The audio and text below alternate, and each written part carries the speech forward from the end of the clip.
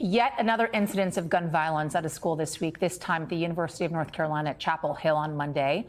And now a gut-wrenching reaction to it by the school's student-run newspaper has gone viral. The Daily Tar Heel ran this cover on Wednesday, showing the avalanche of text messages students sent one another as their campus went on lockdown. A graduate student was charged with murder after shooting and killing an associate professor.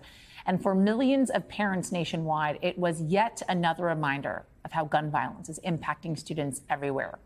Joining me now is North Carolina-based writer and audio producer Stacia Brown. Her 7th grade daughter was on lockdown in a nearby school during this incident. Stacia, thanks for joining us on this.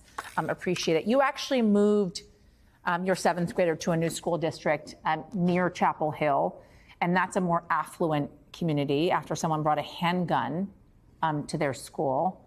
And now your daughter experienced this terrifying lockdown on her very first day. And you write this: no district, no hate neighborhood, no academic institution is safe from the threat and the fear of gun violence. Tell us more about your experience.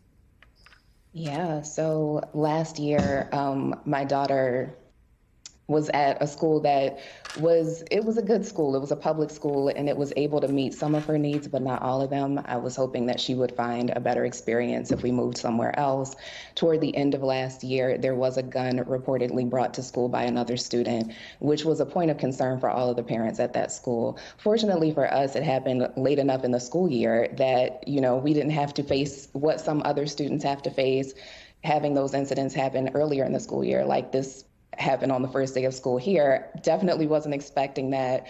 Brand new school. We were already sort of in a high stress situation, as most kids are on the first day of school, somewhere they've never been before. And to have this happen in the afternoon, about 2 hours before I was supposed to pick her up, it was just really a devastating call to get. You also write this, this week's tragedy made clear that she will be no safer when I drop her off at college than she was this Monday when I saw her off to her first day of 7th grade.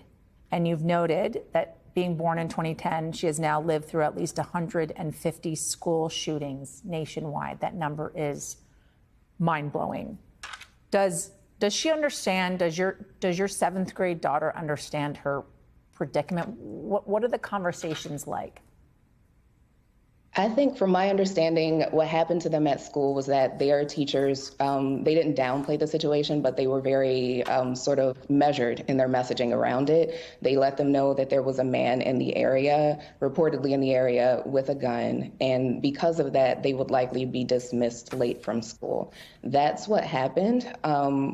Essentially, that was the same messaging the parents got. We got, that there was an issue in Chapel Hill, and that Chapel Hill Carrboro City Schools will be dismissing late, most likely because of it. Elementary schools ultimately were released an hour and a half late. Her class we got to pick them up about 30 minutes late. But those 30 minutes were very nerve-wracking for us, and we did find out around 1 o'clock, about 2.5 hours before they were supposed to be let out, that this was a developing situation. And though I Googled some, I just couldn't, I didn't want to know more about it than the district was letting us know. And what, our area police and law enforcement people were letting us know, which is that we were being advised to do what the students at UNC were being advised to do, and that was to stay indoors if possible and away from windows. Stacia Brown, thank you so much for sharing your story and your writings with us. We appreciate it.